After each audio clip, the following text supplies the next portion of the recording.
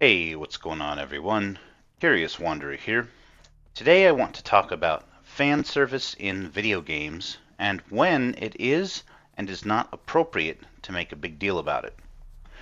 What prompted this video today was a series of exchanges on Twitter with one of its more infamous denizens, Black Sage D. He made some tweets which really seemed to be saying that he would not buy any game that did not have at least some super attractive, half-naked women in them. I decided to call him out on it, arguing that not every game needed fan service to be good, nor would it necessarily fit in every game. I used Doom Eternal as my example. No fan service, brilliant and fun game. He said that digital tits and ass were not his only reasons for playing games, and went on to list several non-fan service games he enjoys. I was like, okay, whatever. Not worth hyperfixating over. I didn't really believe him 100%, but I didn't pursue it anymore. Then he tweeted about Starfield. Once again, he was fixating on the apparent lack of attractive female characters. Yeah, some of them are damn ugly, but Starfield also has a few female characters I have seen, which, while not great, are better than characters seen in previous Bethesda games. In any case, Bethesda has never been known for making super attractive characters. Probably the devs are incompetent, but they have also been patching and updating the same engine since forever ago, and the engine is not great at faces. Moreover, the focus of Bethesda games has never been on sex appeal.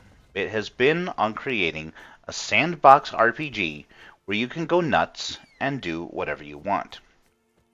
So, when should fan service be a concern? To be honest, this is a difficult question to answer for me.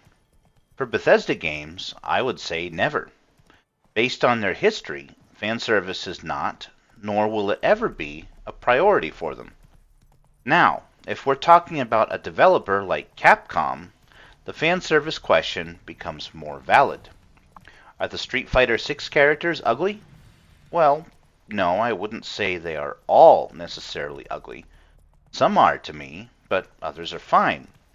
It is plain to see, though, that they have been influenced by the West for the character designs. They aged up Chun-Li, for example. In particular, Manon and Marissa are not attractive at all, especially Marissa, who looks like some weird gorilla. Capcom has jumped on the ESG bandwagon, and we are starting to see the rot. In light of what they made previously, we can say that there is an agenda at play here and make a valid argument for boycotting. Some games, it seems pretty obvious what the developer is trying to do. Look at Returnal. It's an original IP.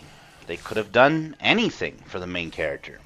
Yet they chose to make her an ugly as sin, middle-aged woman. For Returnal, I have chosen not to purchase, even though it is on PC.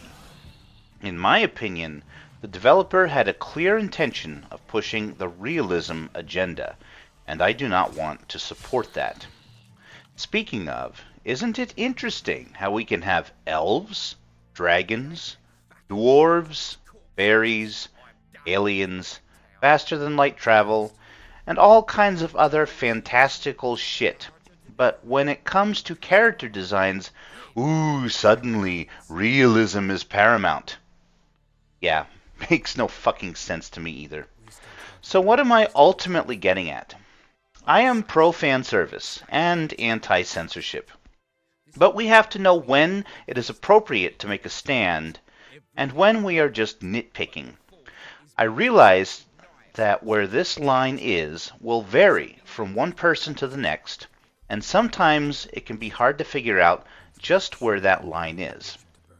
But remember that games are about more than just tits and ass. If that's all you want to see, then unironically just go watch porn, or play a porn sim like Koikatsu Party or Honey Select. Fan service ought to make an already great game that much more enjoyable. Sound design, music, art style, gameplay, writing, and more are so much more important. That's everything. Thanks for watching, everyone.